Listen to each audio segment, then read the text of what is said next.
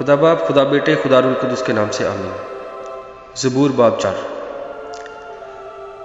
جب میں پکاروں تو مجھے جواب دے، اے میری صداقت کے خدا، تنگی میں تو نے مجھے کشادگی بخشی، مجھ پر رحم کر اور میری دعا سن لے۔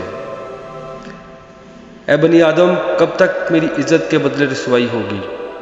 تم کب تک بطالت سے محبت رکھو گے اور جھوٹ کے در پہ رہو گے؟ جان رکھو کہ خداوند نے دیندار کو اپنے لیے الگ کر رکھا ہے۔ جب میں خداوند کو پکاروں گا تو وہ سن لے گا۔